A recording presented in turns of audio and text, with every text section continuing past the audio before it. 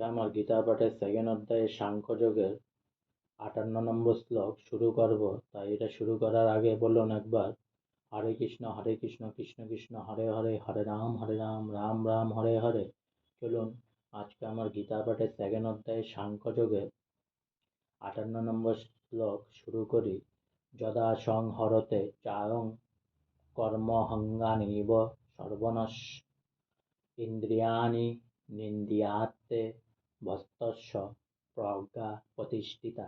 যদা মানে যখন, সংহরতে মানে প্রত্যাহার করেন, চ মানে এবং, অয়ম মানে তিনি, কূর্ম মানে কচ্ছপ, অঙ্গানি মানে অঙ্গসমূহ, ইহ মানে যেমন, সর্বস্ত মানে সর্বতভাবে, ইন্দ্রিয়ানি মানে ইন্দ্রিয়সমূহ, ইন্দ্রিয়াতেব্য মানে ইন্দ্রিয় গ্রাহ্য বিষয় থেকে, তস্য মানে তার, প্রজ্ঞা মানে চেতনা, প্রতিষ্ঠিতা মানে প্রতিষ্ঠিত।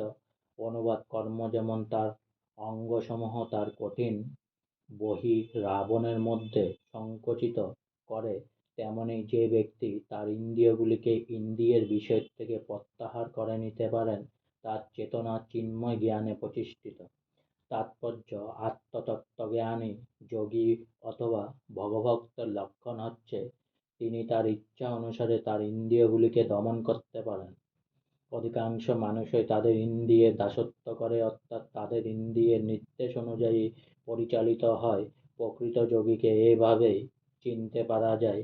ইন্দ্রিয়গুলিকে বিষধর সর্পের সঙ্গে তুলনা করা হয়।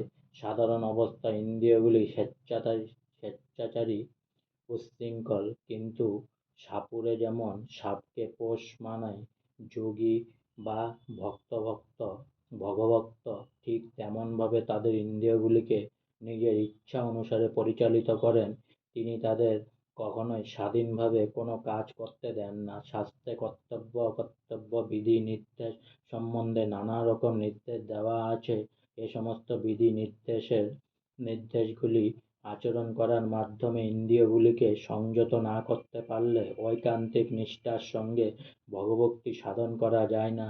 এই সম্বন্ধে এখানে খুব সুন্দরভাবে কর্মের উদাহরণ দেওয়া আছে।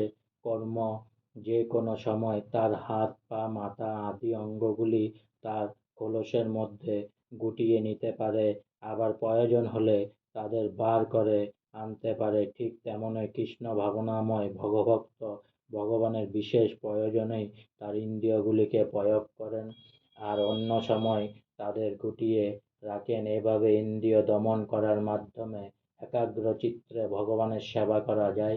অর্জুনকে এখানে সেভাবেই নির্দেশ দেওয়া হচ্ছে, যাতে তিনি নিজের তৃপ্তি সাধনের জন্য তার ইন্দ্রিয়গুলিকে কাজে না লাগিয়ে ভগবানের সেবায় তার নিয়োগ করেন। ভগবানের সেবায় কিভাবে সর্বদা ইন্দ্রিয়াদি নিয়োজিত রাখতে হয় কূর্মের দৃষ্টান্ত দিয়ে তা বোঝানো হয়েছে। কর্মের মতো ইন্দ্রিয়গুলিকে নিয়ন্ত্রণ করা দরকার।